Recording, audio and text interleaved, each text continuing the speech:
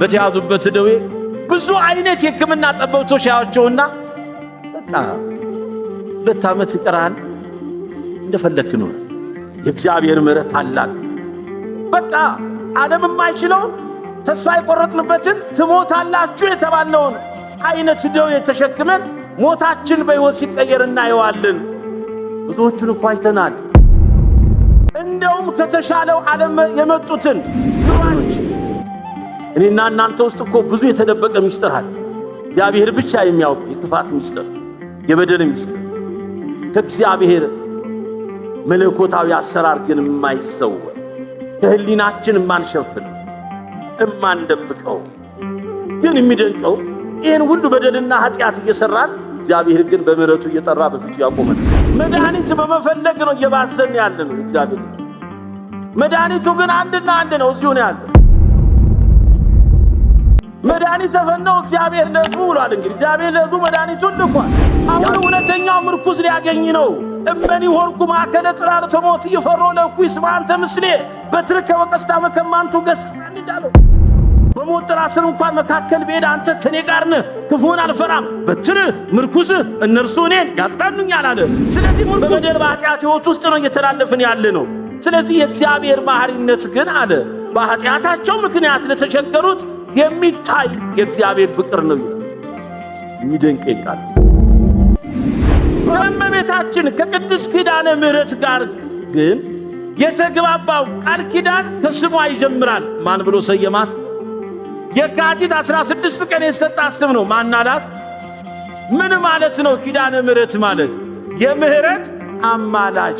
ሶበሰ ኪዳኒኪ ምክንያተ ዲን ያሎ ፈለገ እሳት ወማይ ማስጠመ ኩሎ እንዳለው ሊቁ ድንግል ሆይ አለ ቃል ኪዳንሽ ባይኖር ኖሮ ይሄ ቃል ኪዳንሽ ባይገለጥ ኖሮ ላንቺ የሰጠው ቃል ኪዳን በእኛ ላይ ባይኖር ኖሮ የሲኦል እሳት ነፍሳቱን ሁሉ ባቃጠለው ነበረ።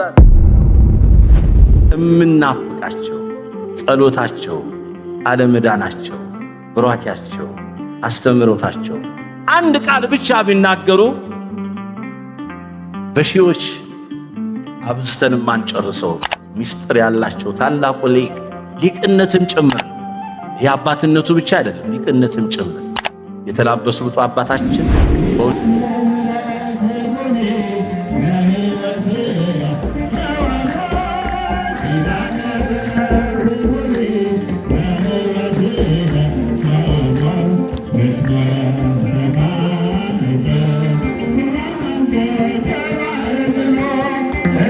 ውድ የሳንኤል ሚዲያ ቤተሰቦች በዚህ ቻናል የኢትዮጵያ ኦርቶዶክስ ተዋሕዶ የንግስ በዓላትን፣ መጽሐፍ ቅዱስን መሠረት ያደረጉ ስብከቶችን፣ መንፈሳዊ ዝማሬዎችን እና ክብረ ቅዱሳንን የሚገልጡ ትምህርቶችን በስፋት የሚቀርቡበት ስለሆነ ለቻናሉ አዲስ ከሆኑ ሰብስክራይብ በማድረግ ቤተሰብ ይሁኑ።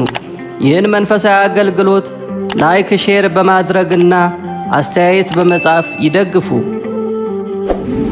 ለዚህ ሰዓት ለዚህ ዕለት ስላደረስከን ክብርና ምስጋና ላንተ ይሁን። በቅድሚያ ብፁዕ አባታችን ብፁዕ አቡነ ቀውስጦስ በኢትዮጵያ ኦርቶዶክስ ተዋሕዶ ቤተክርስቲያን በሰሜን ሸዋ ሰላሌ ሀገረ ስብከት ሊቀ ጳጳስ የቅዱስ ሲኖዶስ አባል ለዚህች ኦርቶዶክሳዊ ተዋሕዶ ቤተክርስቲያን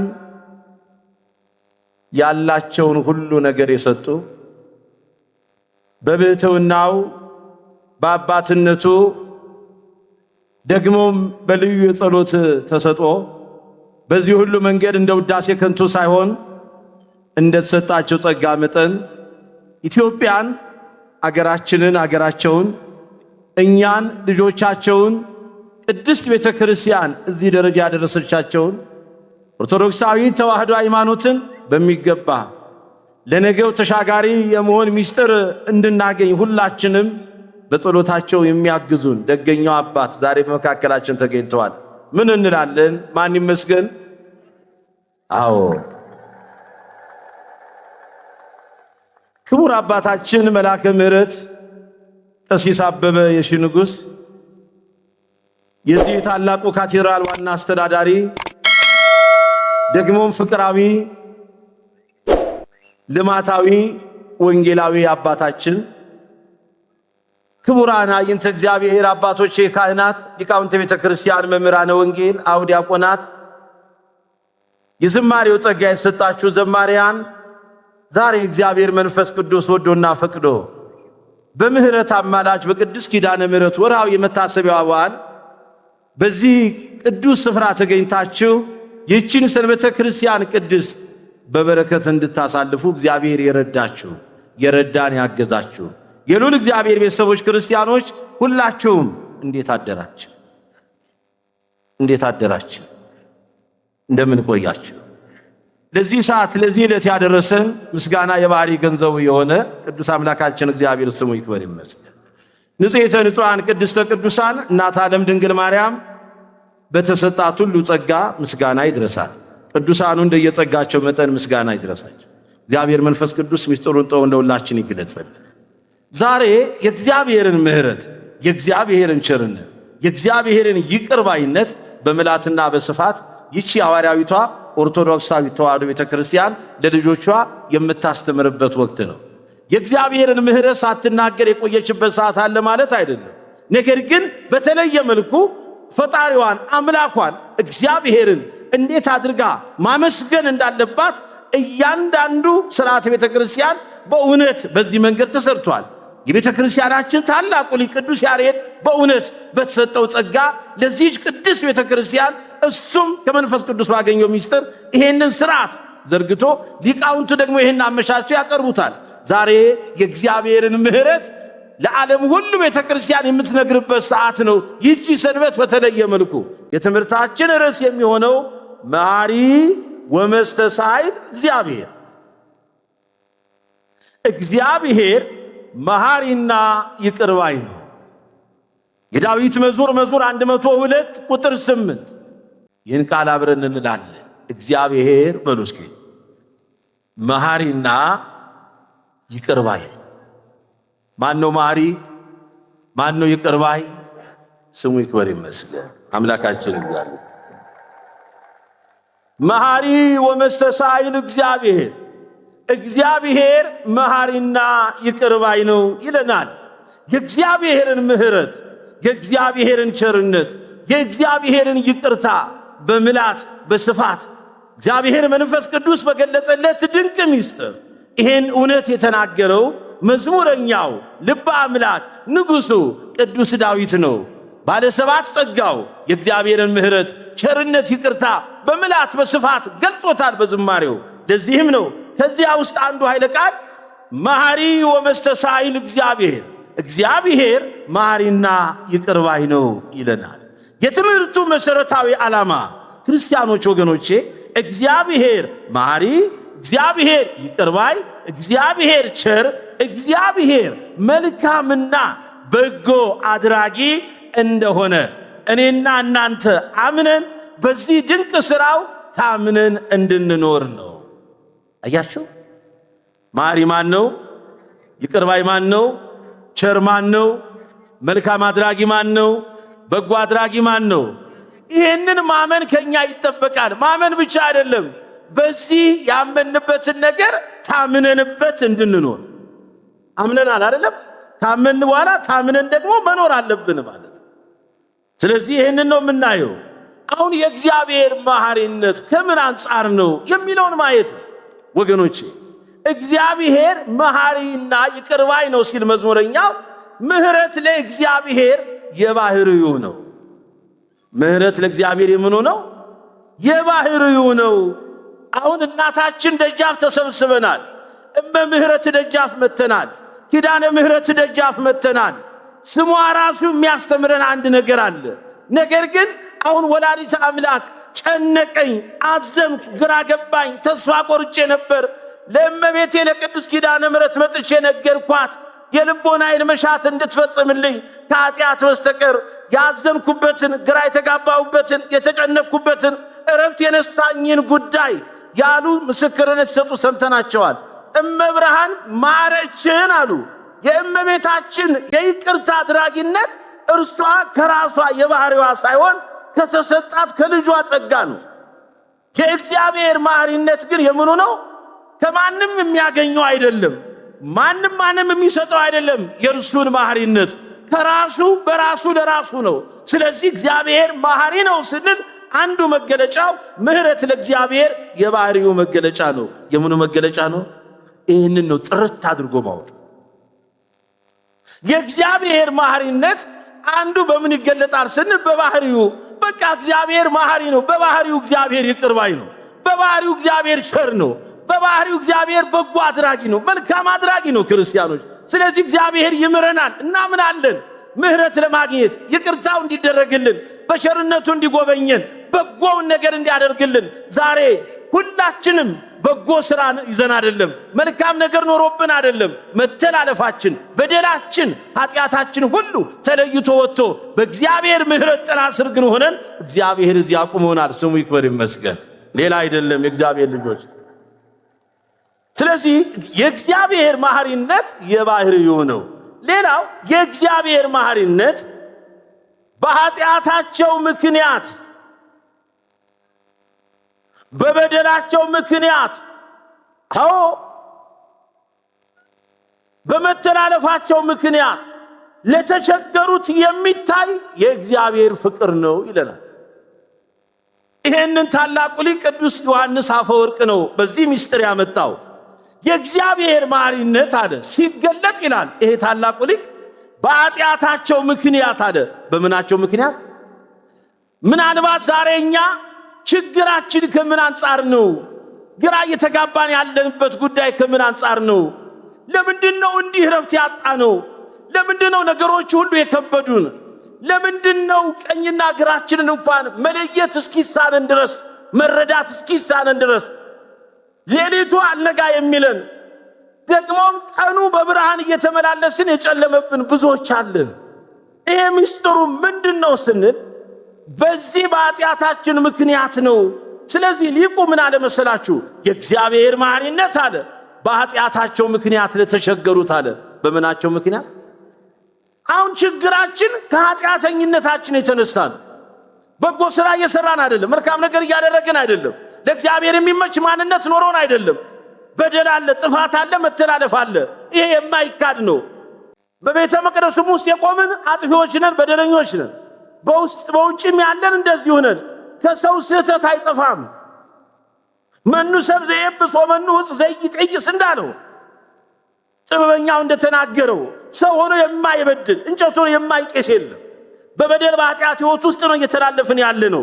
ስለዚህ የእግዚአብሔር መሐሪነት ግን አለ በኃጢአታቸው ምክንያት ለተቸገሩት የሚታይ የእግዚአብሔር ፍቅር ነው ይላል። የሚደንቀኝ ቃል። በበደላቸው ምክንያት ለተቸገሩት አለ በመተላለፋቸው ምክንያት ለተቸገሩት አጥፍተናል፣ በድለናል፣ በዚህ መንገድ ግራ ገብቶናል፣ በዚህ ምክንያት ለተቸገርነው የሚታየው የእግዚአብሔር ፍቅር የእርሱ መሐሪነት ነው። ይክበር ይመስገን። ሌላ አይደለም የእግዚአብሔር ልጆች። ይሄ አንዱ ምስጢር ነው። የእግዚአብሔር መሐሪነት በምን መንገድ ይገለጣል ስንል በምህረቱ ሥራ ይገለጣል። በምኑ ሥራ? በምህረቱ ሥራ። በምህረቱ ሥራ። ይህንን ምህረቱን ስናስብ ምን ብለን እንጸልያለን መሰላችሁ? አያችሁ? በከመ ምህረትከ አቤት አምላክነ ወአኮ በከመ አበሳነ። የእግዚአብሔር መሐሪነት በምኑ ሥራ ይገለጣል? በምህረት ሥራው ይገለጣል። መሐሪ እግዚአብሔር ነው፣ ሥራው ምህረት ነው። እየሰማን ነው? እግዚአብሔር መሐሪ ነው፣ ሥራው ምንድነው? ምህረት ነው። ምህረት ዛሬ ምህረት ጠፍቷል። ከምንም ነገር በላይ እግዚአብሔር ከምንም ነገር በላይ የሚወደው መስዋዕት ምህረትን ነው። እግዚአብሔር የሚወደው ከኔና ከናንተ ምህረትን ነው። ምህረት አድራጊዎች ነን ወይ ነው? እኛ እንደው የበደሉን እንደመበደል የገፉን እንደመግፋት አንነሳሳም? ይሄ ሲሆን እሺ፣ ያልበደሉንን ያልገፉንን ለመግፋት ስንቶቻችን ተነሳስተናል? መልካም ላደረጉልን በጎ ለሰሩልን ሰዎች ግፍ ለመስራት ያውም እኮ የማይገባቸውን በችግራችን ሰዓት፣ ግራ በተጋባንበት ሰዓት፣ ባጣንበት ሰዓት፣ በተጨነቅንበት ሰዓት ወዳጆች ሸሽተውን ባሉበት ሰዓት ወዳጅ ሆነው የቀረቡን ሰዎች እንደገና ለነርሱ ግፍ ለመስራት የተነሳሳን ሰዎች የለም? እግዚአብሔር ግን እንዲህ አይደለም። እየበደልነው እያጠፋነው እየሳትንም ለእርሱ የማይገባ ማንነት ይዘን እንኳን በፊቱ ብንሰለፍ መሐሪ ነውና ስራውን በምህረቱ ይገልጣል። በምኑ ይገልጣል? የእግዚአብሔር መሐሪነት የሚገለጠው በምህረት ስራው ነው። ስለዚህ ጸሎታችን ምን ይላል? በከመ ምህረትከ አምላክነ ወአኮ ምን ማለት ነው? አምላካችን ሆይ እንደ በደላችን እንደ መተላለፋችን ሳይሆን አለ አይደል? እንደምን ነው? እንደ ቸርነት ነው እንጂ እንደ በደላችን አይሆን አይደለም። እንደ ቸርነት እንደ ይቅርታ አባትነት እንደ መሐሪነት ነው እንጂ እንደ በደላችን አይሆን ይላል። አሁንም የእግዚአብሔር ምህረት ደግሞ ለኃጢአተኞች የሚገባቸውን ቅጣት አለመስጠት ነው። በጣም ይደንቀኛል። ለበደለኞች፣ ለአጥፊዎች፣ ለተላላፊዎች የሚገባቸውን ቅጣት አለመስጠት የእግዚአብሔር መሐሪነት መገለጫ ነው። በደል እኮ ይዘናል። መተላለፍ እኮ አለብን። ኃጢአት እኮ አለብን። ነውር እኮ አለብን። ዛሬ በፊቱ አይደል የቆምነው? የሚደንቀው ይሄ ነው። ይሄን ሁሉ በደልና ኃጢአት ሳይጠባበቅ እግዚአብሔር ነውራችንን በደላችንን በክብሩ ሸፍኖ በፊቱ አቁሞናል። ማን ነው ያልዋሸ ዛሬ? ማን ነው እህቱን ያላማ ወንድሙን ያላማ እዚህ ውስጥ? ማን ነው የሽንገላ ንግግር የማይናገር ዛሬ? ማን ነው ቁጭ ብሎ የማይተሻች? ማን ነው የማስመሰል ፍቅር የሌለው? እስኪ እንነጋገር ወገኖች። እኔና እናንተ ውስጥ እኮ ብዙ የተደበቀ ሚስጥር አለ። እግዚአብሔር ብቻ የሚያውቀው የክፋት ሚስጥር፣ የበደል ሚስጥር ከእግዚአብሔር መለኮታዊ አሰራር ግን የማይሰወር ከህሊናችን የማንሸፍነው የማንደብቀው ግን የሚደንቀው ይህን ሁሉ በደልና ኃጢአት እየሰራን እግዚአብሔር ግን በምህረቱ እየጠራ በፊቱ ያቆመናል። ይሄ ሲሆን ደግሞ ለካ እንላለን በደሌንና ኃጢአቴን እግዚአብሔር ዝም ስላለኝ አያውቅም ማለት ነው ብለን ደግሞ ወደ ሌላ የበረታ ክፋት እንዳንሄድ የእግዚአብሔር ምህረት ደግሞ ለኃጢአተኞች የሚገባቸውን ቅጣት አለመስጠት አይደንቅም? አባት ነዋ፣ ፍቅር ነዋ። የሚገባንን ቅጣት ቢሰጠንማ ለሰከንዶች ሽርፍራፊ በፊቱ መቆም አንችልም። እንችላለን? ማን ነው እንደ ኃጢአቱ የተቀጣ? ማን ነው እንደ በደሉ? ማን ነው እንደ መተላለፉ እግዚአብሔር የቀጣው? አያደርግም። እግዚአብሔር ሰው ነው ግፍ የሚሰራው፣ ሰው ነው ወንድሙን የሚገፋ የሚወጋ። እግዚአብሔር ልጅ እግዚአብሔር ግን እንዲህ አይደለም። ይሄ እኮ ነው ሁሉ ጊዜ በፊቱ እንድንቆም የሚያደርገን ይሄ ነው። ለኔና ለናንተ ለበደለኞቹ የሚገባንን ቅጣት አለመስጠቱ የእግዚአብሔር ምህረት ነው። የእግዚአብሔር ምህረት ታላቅ ነው።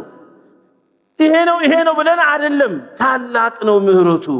የእግዚአብሔር ምህረት ሰማያትን እስከ መፍጠር ደርሳ ከፍ ከፍ ያለች ናት። የሚደንቅ ነው የእግዚአብሔር ምህረት። ምናልባት ዛሬ በብዙ አይነት ደዌ ታመናል። ህመማችን ብዙ ነው። ለህመማችን ደግሞ ፈውስ አጥተናል። መታመማችን ተገልጧል፣ መዳናችን ግን አልተገለጠም። ዛሬ በዓለማችን ውስጥ የተለያየ ደዌ ሰልጥኗል። በብዙ አይነት መንገድ የህመሙ አይነት ስሙን እየቀያየረ እየመጣ ነው፣ እየተገለጠ ነው። አሁን እንኳን ለዚህ ለምስክርነት ብዙ አይነት ህመም እያየን ነው፣ እየሰማን ነው። የእግዚአብሔር ልጆች በማስተዋል ነው። ስለዚህ አሁን የእግዚአብሔር ምህረት ታላቅ ናት ካልን ሁሉ ጊዜ ታላቅ ወደ ሆነችው ወደ እግዚአብሔር ምህረት በልጅነት ጸጋ ውስጥ መምጣት የማድረሻ ነው።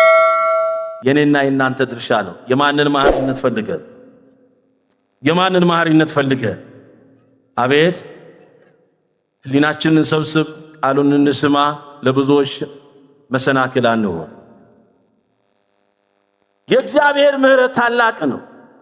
ታላቅነቱ የሚገለጠው ደግሞ እግዚአብሔር የዓለሙ የሕክምናው ጠበብቶች ሊያድኑንና ሊፈውሱን የማይችሉትን ደዌ እግዚአብሔር በማይክሮ ሰከንድ ውስጥ ፈውሱን ሲሰጠን ነው።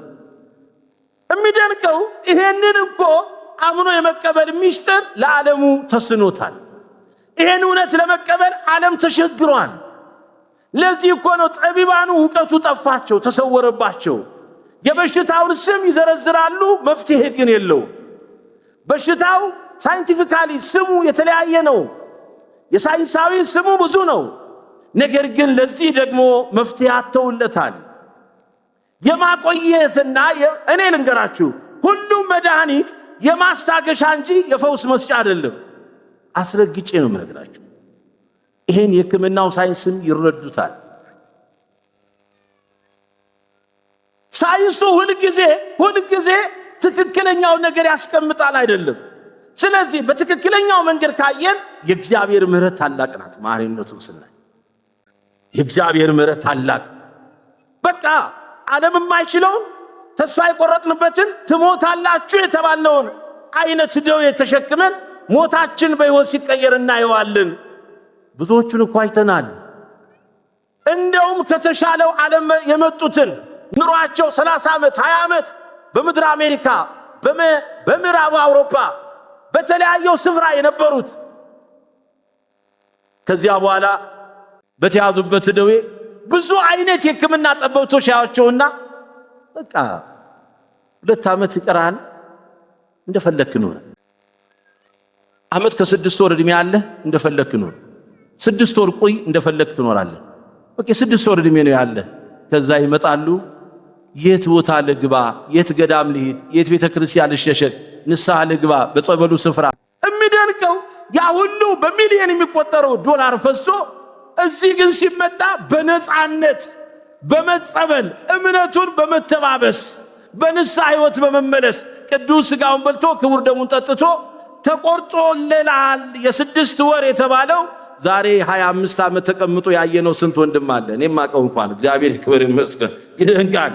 የእግዚአብሔር ምሕረት ታላቅ ነው። የእግዚአብሔር ምሕረት ሰማያትን እስከ መፍጠር ደርሳ ከፍ ከፍ ያለች ናት ይለናል መዝሙረኛው።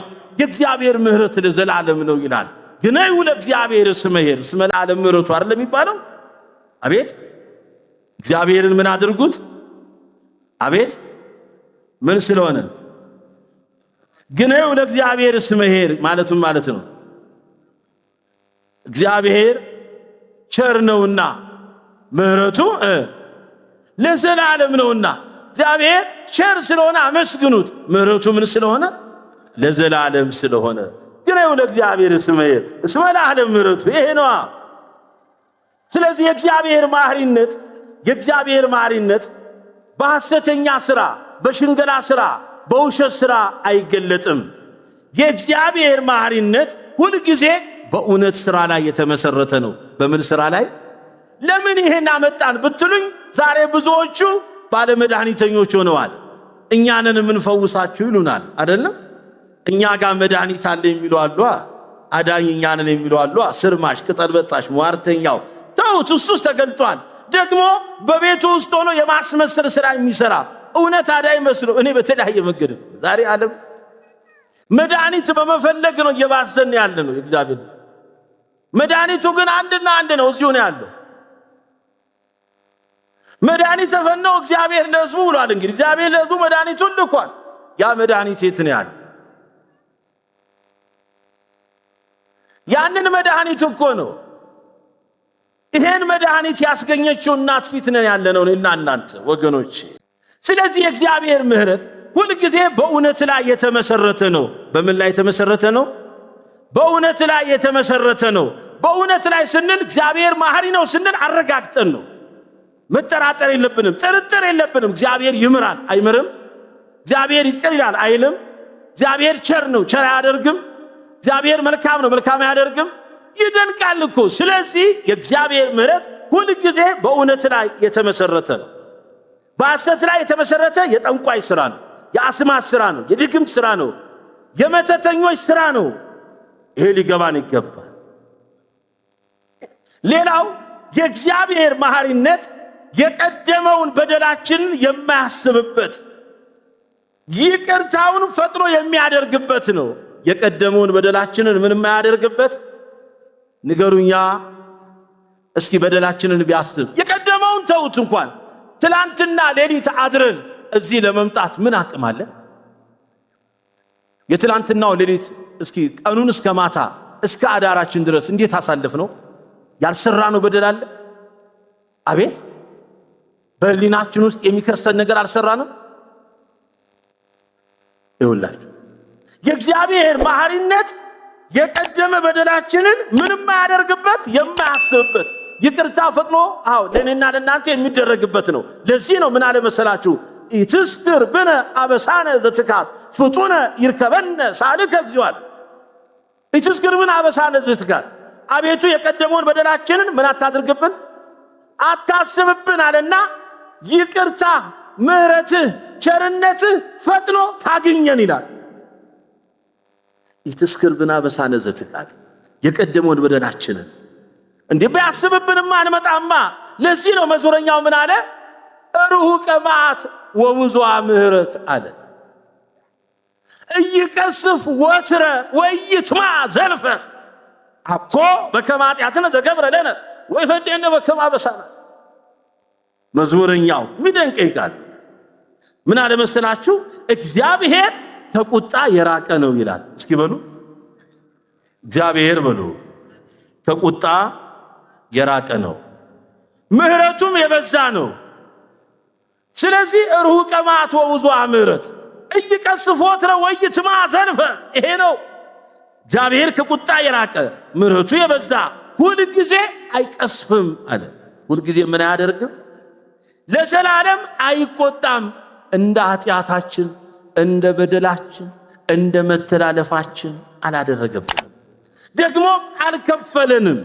የእግዚአብሔር ልጆች ሰማይ ከምድር ከፍ ብሎ ጸንቶ እንደሚኖር እግዚአብሔር እርሱን ለሚፈሩት እርሱን ለሚያመልኩት በልጅነት ጸጋ ለታመኑት ሁለንተናቸውን ለእርሱ ምርኮ አድርገው ለሰጡት አምላካችን እግዚአብሔር ምህረቱን ቸርነቱን ይቅርታውን ታዳጊነቱን የአባትነቱን ድንቅ የማዳን ሥራ አብዝቶ ያደርግላቸዋል። ስሙ ይክበር ይመስገን። አብዝቶ ያደርግላቸዋል። ለዚህ ነው መሐሪ እግዚአብሔር ወጻድቅ ወአምላክነሂ መስተሳሂል ያለው መዝሙረኛው ፈጣሪያችን እግዚአብሔር መሐሪ ይቅር ባይ ነው አለ። እግዚአብሔር መሐሪና ጻድቅ ነው እርሱ ይቅር ባይ ነው ይላል። እግዚአብሔር መሐሪና ጻድቅ ነው ይላል። አይደንቅ? እርሱ ይቅር ባይ ነው። በቃ ይሄንን አባት ነው መፈለግ ያለብን። እሱ ወለ እግዚአብሔር የተባለው ይሄንን ነው። ፈልጉት፣ እሹት፣ ቅረቡ ተብለናል እኮ። ደጁን ምቱ፣ አንኳኩ፣ ይከፈትላችኋል። አብዝታችሁ ጩሁ፣ ትሰማላችሁ። ጽራ ሀቤ ዋወሳት፣ ወደ እኔ ጩሁ፣ እኔ እመልስልሃለሁ። መጮህ ያስፈልጋል። ልክ እንደዚያው አያችሁ እንደ ጠሚዎስ ልጅ በርጠሚዎስ ያ የዕውሩ ልጅ ዕውር ወአፈድፈደ ከሊአ ወይቤ ወልደ ዳዊት ተሳለኒ እግዚኦ የዳዊት ልጅ ኢየሱስ ሆይ ማረኝ፣ አትለፈኝ፣ ይቅርታ ምሕረት ጎብኘኝ፣ ታግኘኝ እያለ በኢያሪኮ መንታ መንገድ ላይ ቆሞ ተቀምጦ ድቃቂ ሳንቲም ፍርፋሪ ምግብ እላቂ ጨርቅ ከሰዎች የሚናፍቀው ያ አይነ ስውር አብዝቶ እንደ ጮሆ የዳዊት ልጅ ኢየሱስ ሆይ አትለፈኝ። ከዚያስ በኋላ ጮቱን ያደመጠ አምላክ ዞር አለና የሚጠራኝን ጥሩት አለ። የሚጠራኝን ምን አድርጉት? እስኪ እንጥራው። እየጠራ ነው፣ መልሶ ይጠራናል። ሳንፈልገው ፈልጎናል።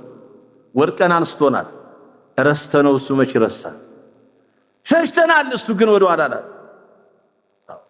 ስለዚህ ዛሬ የኔና የናንተ የመኖራችን ምስጢር የእግዚአብሔር ምሕረት ነው። ለዚህ ነው ጥሩት አለ። እንደመጣ ሄዱና ሰዎች አንተ ሰው ስትጠራው የነበረው እሱ መልሶ ይጠራል ሲሉት የጠራውት ጠራ አለ። አሁን ሳንቲሙን አላሰበም። እስከዛ ሰዓት ድረስ ከሰዎች ያገኘውን ፍርፋሪው ምግብ አላየም። የሚመረኮዝባትን ምርኩዝም አልያዘም። የለበሳትን ልብስም አይደለም። እንዳለ ሆኖ ወደሚጠራው ሄደ ይላል። ልክ እንዳለ ሆኖ ወደሚጠራው ሄደ። ሳንቲሙን በተነ፣ ምግቡን በተነ። ያ አላቂ ጨርቅ ነው። አሁን እውነተኛው ልብስ ሊሰጠው ነው።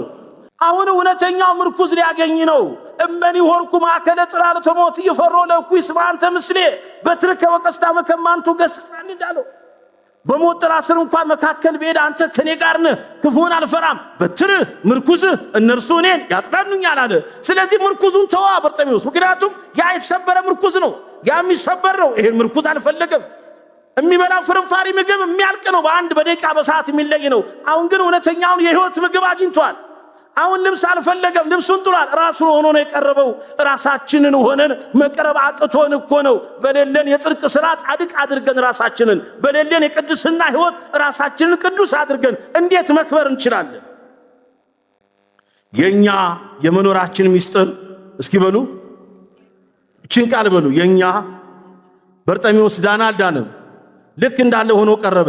ከዚያ በኋላ አይኑን አበራለት። ባጭሩ ይሄ ነው በቃ። አይኑ ይብራ አለው። አይኑ በራ፣ አይኑ በራ። ክብር ምስጋና ለአምላካችን ይሁን።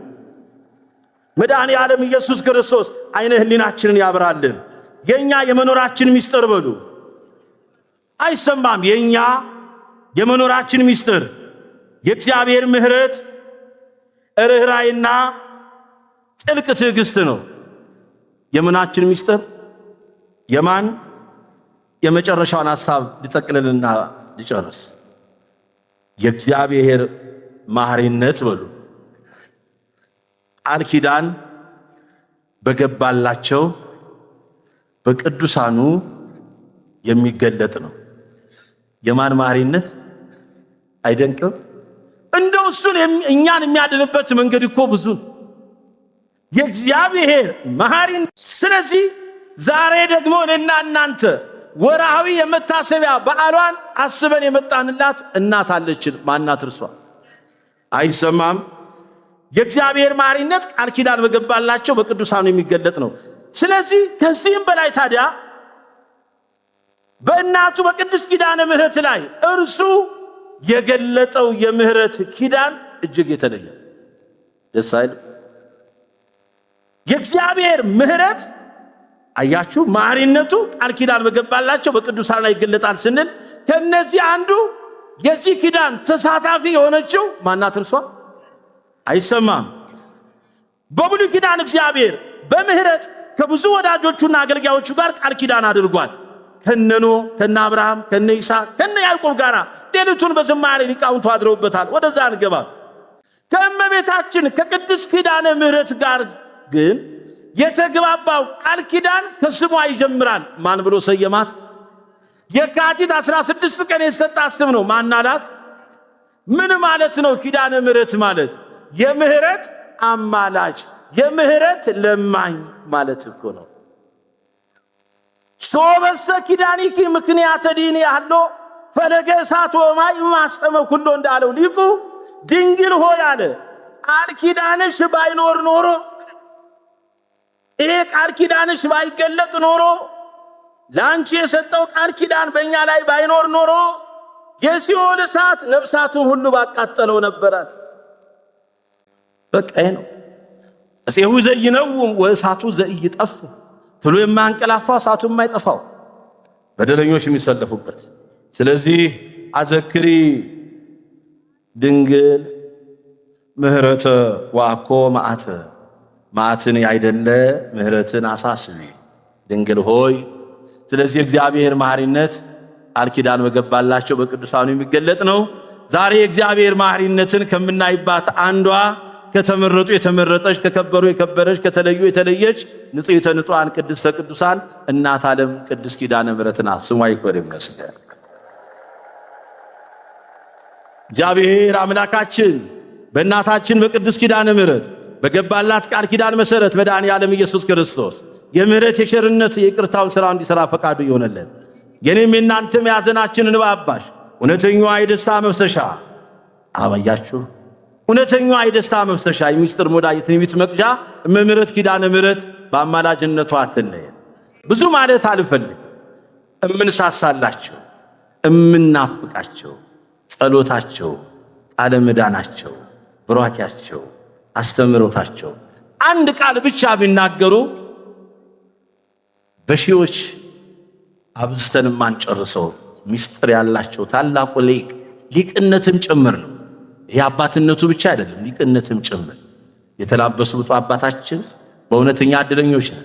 ክቡር መልአከ ምሕረት ቀሲስ አበበ የሺ ንጉሥ የዚህ ታላቁ ካቴድራል አስተዳዳሪ ብፁዕነታቸውን በእውነት መጥተው ልጆቼን ባርኩልኝ ብፁዕ አባቴ እኔ ልጆ በታናሽነት በፊቱ መጥቻለሁ ብለው ሲጠይቋቸው ደስ ብሏቸው ሰበካ ጉባኤውም ደግሞ በጎ ፈቃዱን ገልጾ ብፁዕ አባታችን መጥተው ቦታውን ይርገጡልን ሰላሙ አሁን እንዲህ እየሰፈነ ያለውን ሰላም አጽንተው እንደገና እንዲጠብቁ በጸሎታቸው የነዚህ አባቶች ጸሎት ያስፈልገናልና ይምጡልን ብሎ የካቴድራሉ ሰበካ ጉባኤ ፈቅዶ ወዶ ደስ ብሎት ታላቁ አባታችን መልአከ ምሕረት ቀሲስ አበበ ንጉሥ በታናሽነት እኔም አብረን ገብተን ይሁን ብለው ውድቅ ብሎ ነው በደስታ የተቀበሉትና ዛሬ እዚህ የተገኙት።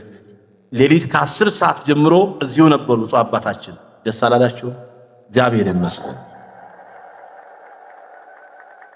ማሪ ወመስተሳይል እግዚአብሔር ማሪና ይቅር ባይ።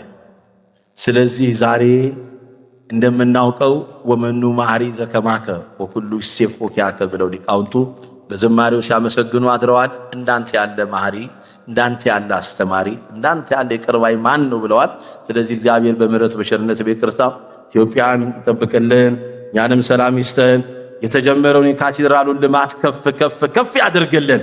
አመስግኑ፣ እግዚአብሔርን አመስግኑ። በካቴድራል ውስጥ ብዙ የልማት ሥራ እየተሰራ ነው ያለው። አንዱ G+3 ሁለገብ ህንፃ እየተሰራ ነው። ለብዙ አገልግሎት የሚሆን ነው። ምናልባት የመረዳት የግንዛቤ እጥረት ካለን በደንብ ልናስተውል ይገባል። ህንፃ ለመስራት ደግሞ ጠዋትና ማታ እኛን ብቻ አትጎትጉቱ የሚል ነገር እዚህ ቦታ ላይ እንደውም እኔም አባታችንን ከመጣንበት ሰዓት ጀምሮ የ90 ቀናት ጊዜ ያስቆጥረናል። 3 ወር ብዙ የልመናም ስራ ሰርተን አናውቅም፣ አድርገንም አናውቅም። እግዚአብሔር ግን አሁን አገልግሎቱ ይስፋ። ደስ አይላችሁም? የካቴድራሉን ጥበቃ ስትመለከቷቸው አሁን ወደዚያ እንዴት አድርገው ራሳቸውን ለይተው እውነቴ የካቴድራሉ ነው ያሰኛል። መለያ ከዚያም እንደገና የሚሰሩ ብዙ ስራዎች አሉ። ስብከተ ወንጌሉ ላይ ጥርት ያለ ስራ ይሰራል። አገልግሎቱ የተሳለጠ ነው። በአንድም በሌላ መንገድ ለማድረግ እንግዲህ ጥረት እያደረግን ነው። ስለዚህ አሁን የልማቱን ስራ አስቡበት። ሁላችሁም የራሳችንን ነገር እናድርግ። አስራት በኩራት ቀዳሚያቱን በሚገባ ስጡ። ከ11 ከ110 አስገቡ። ልመናችሁ ጸሎታችሁ ሲሰማ አድርጉ። ልማቱንም አትርሱ። ስለነበረን ሰዓት እግዚአብሔር ይመስገን። መምህራችን መጋቤ ምስጢር ፍቃዱ አረጋ የካቴድራላችን ዋና ጸሐፊ በእውነት በስፋት እግዚአብሔርን ቃል አስተምሯል። ቃለ ሕይወት ያሰማልን፣ በዕድሜ በጸጋ ያኑርልን። በእውነት እንዲህ አይነት መምህር እንዲህ አይነት እውነት የሚገልጥ ታላቅ መምህር በመካከላችን ተገኝተው እግዚአብሔርን ቃል አስተምረዋል። እግዚአብሔርን አመስግኑ። በእውነት በዕድሜ በጸጋ ያኑርልን።